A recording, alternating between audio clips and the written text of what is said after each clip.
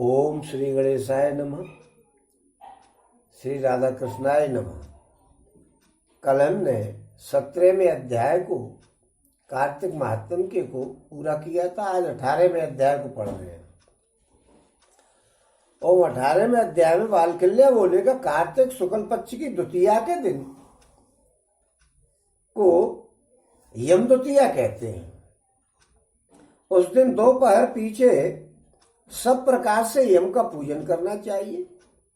पूर्व काल में यमुना जी ने जाकर के और प्रार्थना करी यमराज से कि भैया आप हमारे यहां नहीं आते हो। यमराज जी ने कहा कि अरे बहन मैं क्या बताऊं, मरने वाले रोज कई आ जाते हैं और मुझे टाइम नहीं मिल पाता है आने का, मैं तेरे यहां कैसे आऊं। फिर वो जाकर के कई बार उन्होंने उनसे प्रार्थना करी कि भैया एक बार तो मेरे घर आओ। यमराज बोले आऊंगा। इस प्रकार वो कई दिन तक नहीं आए। तो एक बार बहन ने जाकर के और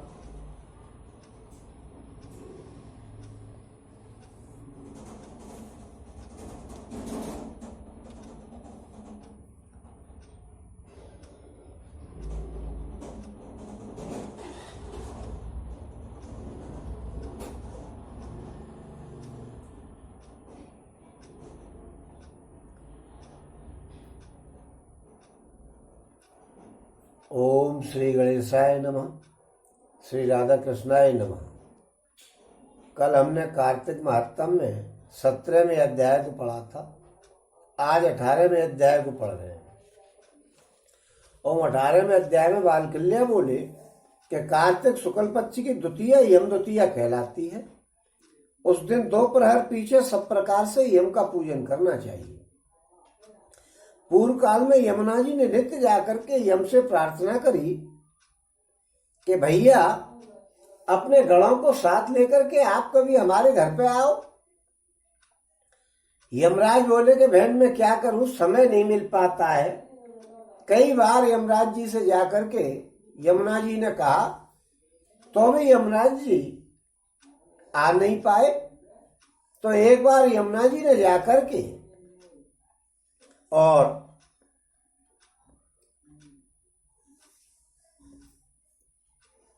यमराज जी का निमंत्रण किया कि भैया आप भोजन करने के लिए आइएगा।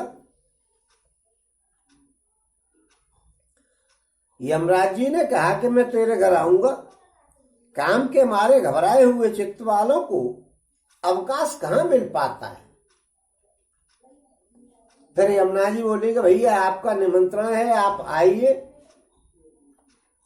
तो हे मुनीश्वरों, कार्तिक शुक्ला द्वितीया के दिन यमराज नरक के सब मनुष्यों को छोड़ करके और अपने गणों के साथ यमुना जी के यहां गए।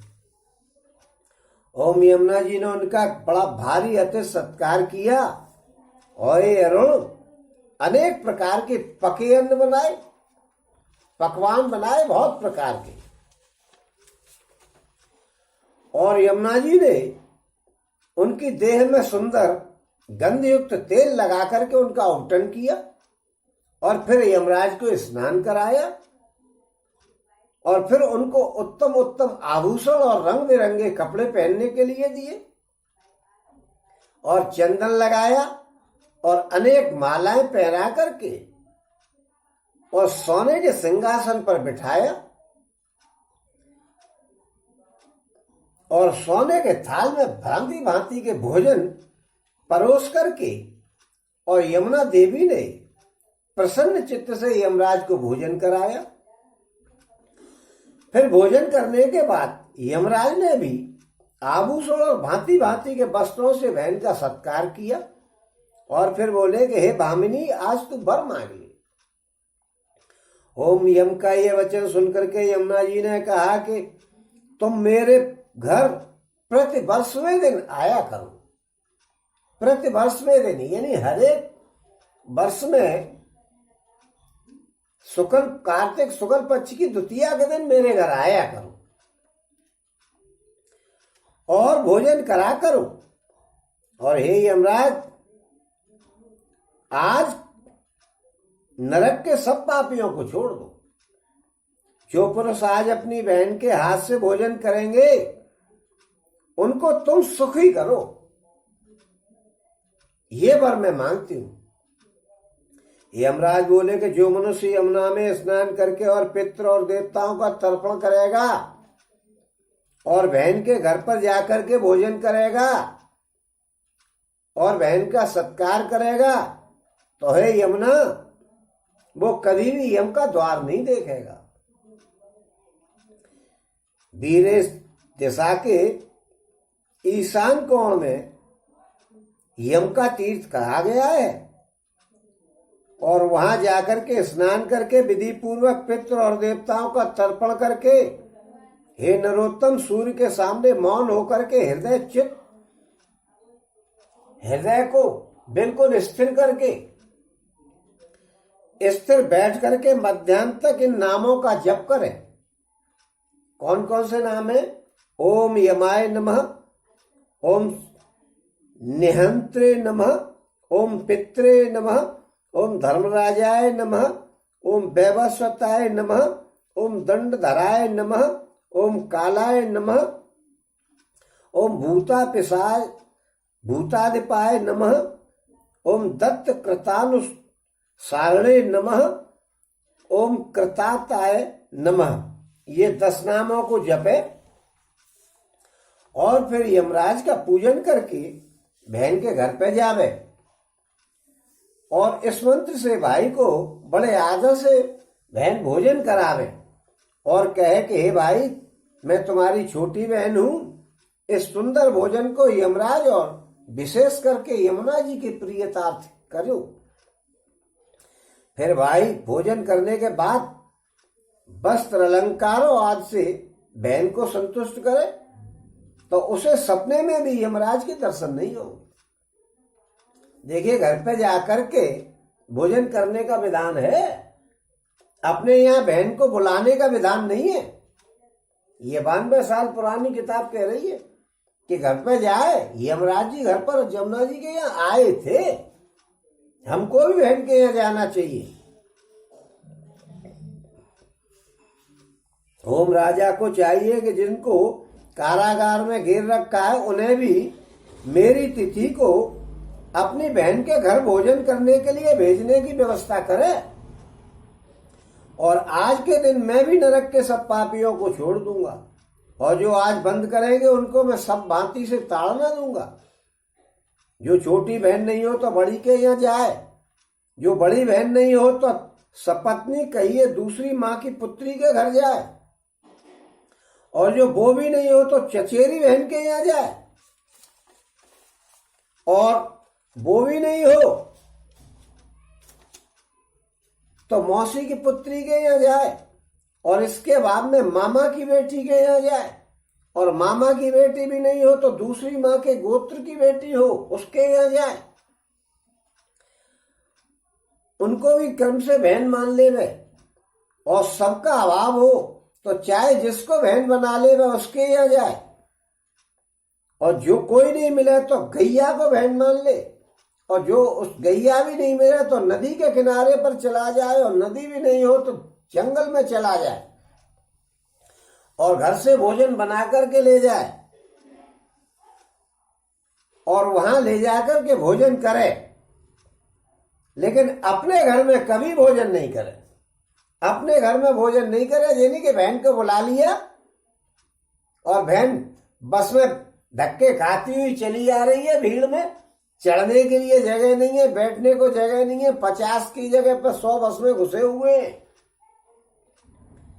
और लेकिन बहन को भैया के यहाँ जाना है, 1 किलो मिठाई ले जा रही है बेचारी और वहां जाकर के भैया ने एक एक पीस घर में बांट के खा लिया तो नाम हो गया कि हमने बहन के यहाँ का भोजन कर लिया। अरे बहन के यहाँ का भोजन तो वो है कि बहन के यहाँ आओ और वास्तविकता पे आओ, जमीन पे आकर के बात करो कि बहन को आने में परेशानी है तो हमको खुद बहन के यहाँ चलना चाहिए जिससे उसे कोई परेशानी नहीं हो और उसके यहाँ आकर के प्रेम का भोजन करिए। ये क्या कि पूड़ियां बना के ले गई वहां तक ठंडी हो गई या सूख गई पूड़ियां और उनको खा रहे हैं, या मिठाई ले गई तो एक पीस मिठाई का खा लिया। ये बहन के हाथ का भोजन नहीं है। बहन के यहाँ जा करके भोजन करें प्रेम पूर्वक। अपने घर में बहन जो भोजन बनाएगी उसमें पूरी पौष्टिकता होगी,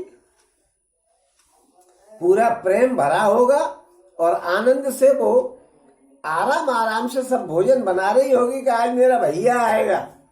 ये कहकर के भाई बहन का प्रेम तो ऐसा है कि जिसका वर्णन ही नहीं किया जा सकता है। लेकिन भाइयों को ये समझना चाहिए कि बहन के घर पे आने का विधान है। 92 साल पुरानी किताब कह रही कि बहन के घर पे जाए, और इस कथा को सब जानते हैं कि यमराज यमुना जी के यहाँ आए थे। ये कोई बात नई नहीं है। लेकिन आजकल का क्या है कि इंतजार करते हैं कि जल्दी आए तो मैं ससुराल जाऊं अपनी पत्नी को लेकर के, और बहन नहीं आई किसी कारण से तो लाना दे रहे करे अब तो बहन के पास हमारे पास आने को भी टाइम नहीं है। अब तो हमारे भाइयों को भूल गई बहने। अरे नालायक को, बहन भूल गई कि वो बेचारी मजबूर है, तो आपको उसके यहाँ जाना चाहिए और वहीं उसके घर पे भोजन करके बहन के हाथ का भोजन करें।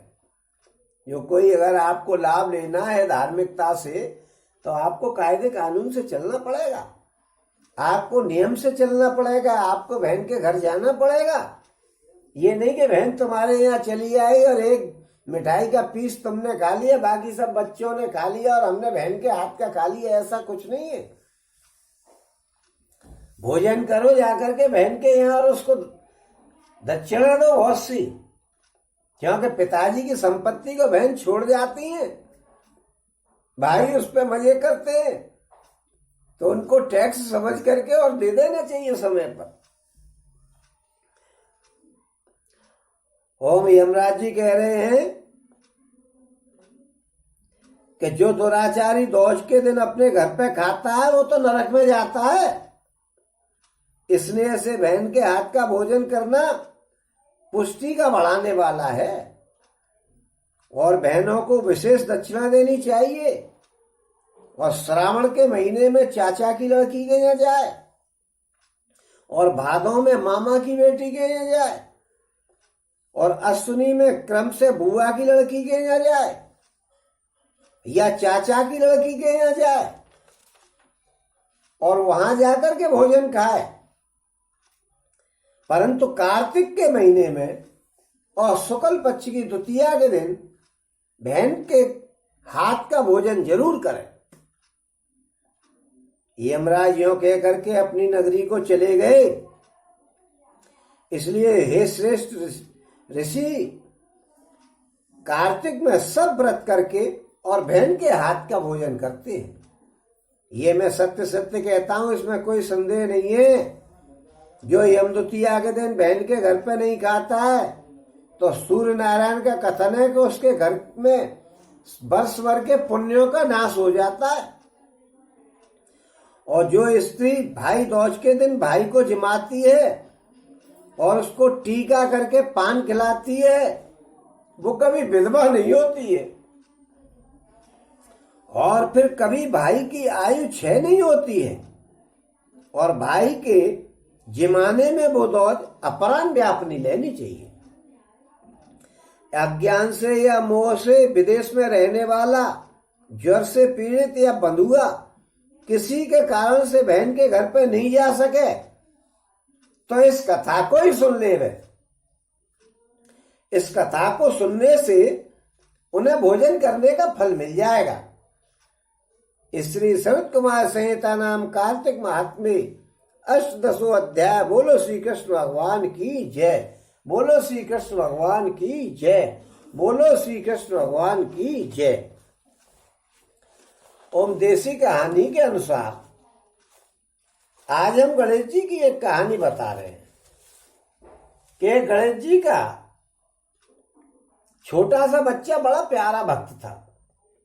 वो गणेश जी के भोजन कराए बगैर खुद भोजन नहीं करता था, गणेश जी की सेवा चाकरी में लगा रहता था। स्कूल जाता था तो स्कूल से आकर के गणेश जी की पूजा पाठ में लगा रहता था। एक दिन माँ से उसका झगड़ा हो गया। माँ बोली कि तू ज्यादा पढ़ाई में ध्यान नहीं देता, पूजा पाठ में लगा रहता है। तो माँ से उसकी लड़ाई हो गई और वो कह करके घर से चल दिया कि अब मैं गणेश जी से मिलकर ही आऊंगा। और वो घर से निकल गया और चलते चलते चलते चलते शाम हो गई और वो जंगल में पहुंच गया। गणेश जी महाराज ने विचार किया, कार्तिक का महीना चल रहा था। गणेश जी महाराज ने विचार किया कि ये मेरे कारण घर से निकल आया है और इसको रात हो गई है, कोई जानवर वगैरह इसको खा जाएगा तो मेरी तो बड़ी बदनामी होगी। लोग कहेंगे कि भाई गणेश जी का पुजारी था इसलिए इसको चला गया था जंगल में और वहां जाके जानवर खा गए। गणेश जी महाराज को उस पर बड़ी दया आई। गणेश जी महाराज बूढ़े ब्राह्मण का रूप बना करके और उस बालक के पास आ गए और बोले कि अरे भाई बच्चे तू कहाँ जा रहा है? बोला कि मैं तो साहब विनायक जी से मिलने जा रहा हूँ। बोले भाई विनायक जी से मिलने जा रहा है, रात हो गई है, जंगल में तो ये कोई जानवर खा जाएगा। वो बोला कि विनायक जी जाना, उनको क्या कराना है, वो खाएंगे तो खवा देंगे, मैं तो उनसे मिले बगैर घर पे जाऊंगा नहीं। रात हो गई है तो जानवर खा जाएंगे तो खा जाए मुझे। विनायक जी बोले कि भाई तू जिनसे मिलने जा रहा है वो मैं ही हूँ। करे आप तो बूढ़े बाबा हो, ब्राह्मण जी हो, आप तो बूढ़े ब्राह्मण बाबा हो। कि नहीं मैं तेरा विनायक हूँ। नहीं साहब आप तो बूढ़े ब्राह्मण बाबा हो। तो फिर विनायक जी अपने रूप में आ गए और उन्होंने अपने स्वरूप के दर्शन कराए बच्चे को। बच्चा पैरों में गिर पड़ा, भगवान से बड़ी विनती करने लगा। भगवान उसके पैर प्रेम को देख करके और उससे बोले कि मैं तुझे बहुत प्रसन्न हूं, तू मुझसे वर मांग ले। और एक ही बार में वर मांगी, मैं बार बार वर नहीं दूंगा तेरे को। लड़के ने कहा कि महाराज आप तो दया के भंडार हैं, आप जो चाहें दे सकते हैं, कि तेरे मन में आए सो मांग ले। लड़का बोला कि मेरा 9 मंजिला मकान हो, उस पर हाथी और महावत हो दरवाजे पर, घर में धन धान से भरपूर हो और मेरी एक छोटी सी धर्म पत्नी गुलाब के जैसी हो और घर में सब प्रकार की संपन्नता हो, खुशहाली हो। विनायक जी बोले कि तूने तो एक बार में ही सब कुछ मांग लिया, लेकिन मैं तुझे दूंगा। ऐसा कह करके उन्होंने कही जा तथास्तु, तेरी सब इच्छाएं पूरी होंगी। ये कह करके भगवान अंतर ध्यान हो गए। लड़का घर आया और घर आकर के उसने देखा कि कुटिया की जगह पे महल बना हुआ है, हाथी दरवाजे पे महावत उसको खिला रहा है इधर से उधर। अंदर गया तो धन धान से भरपूर मकान देखा और उसने अपनी एक छोटी सी पत्नी गुलाब सी पाई। फिर माँ से कहा कि माँ ये विनायक जी ने मुझे दिया है सब कुछ।